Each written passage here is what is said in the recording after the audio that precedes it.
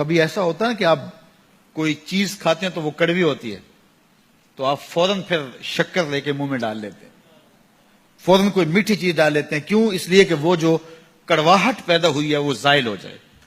کھاتے کھاتے کوئی کڑوا بادام آ گیا تو آپ جلدی جلدی سے پھر کوئی میٹھا بادام 2-3 اکٹھے ڈال لیتے ہیں منہ میں کہ اس کی کڑواہٹ ختم ہو. جب کڑواہٹ پیدا ہوگی تو اس کو کیسے ختم کیا جائے گا؟ مٹھاس سے. مٹھاس زیادہ کی جائے گی, کھنڈ زیادہ ڈال دی جائے گی تو پھر وہ کڑواہٹ ختم ہو جائے گی. کہا جب گناہ کی کڑواہٹ آ جائے تو تم نیکی کی کھنڈ ڈال لیا کرو, نیکی کی شکر کھا لیا کرو, گناہ مٹ جائے گا اور تمہارا منہ بھی, تمہارا دل بھی, تمہارا دماغ بھی میٹھا ہو جائے گا.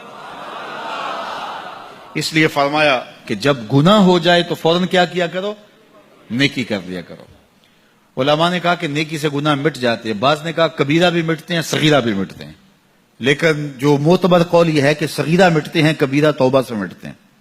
جو ہمارے صغیرہ گناہ ہیں جو ہم سے ہوتے رہتے ہیں زندگی میں, چلتے پھرتے گاہے گاہے ہم سے کئی گناہ سرزد ہوتے ہیں, ہمیں بعض کا پتہ بھی نہیں ہوتا گناہ سرزد ہو رہے ہوتے ہیں, تو وہ مٹتے ہیں. گناہ کیسے؟ وہ گناہ مٹتے ہیں نیکی کرنے سے. جب وضو کرتے ہیں ہاتھ کے گناہ مٹ جاتے ہیں, جب کلی کرتے ہیں منہ کے گناہ مٹ جاتے ہیں. اللہ اکبر. اسی طرح جب آپ نماز پڑھتے ہیں تو آپ کے بدن کے گناہ گر جاتے ہیں. جب نماز جمعہ پڑھتے ہیں, ایک جمعہ سے لے کر دوسرے جمعہ تک کے درمیان کے گناہ ختم ہو جاتے ہیں. جب آپ عمرہ کرتے ہیں, ایک عمرے سے لے کر دوسرے عمرے کے درمیان تک کے گناہ مٹ جاتے ہیں. اور جب آپ حج کرتے ہیں تو ایسے ہوتے ہیں جیسے ابھی ماں کے پیٹ سے جنم لیا ہو, سارے گناہ مٹ جاتے ہیں, ایک گناہ بھی بدن پہ باقی نہیں رہتا.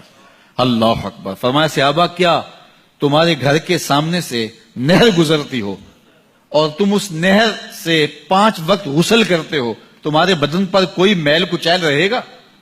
عرض کی یا رسول اللہ کیسے رہ سکتا ہے؟ فرمایا یہی مثال 5 نمازوں کی. جب 5 نمازیں پڑھتے ہو بدن کے گناہ دھل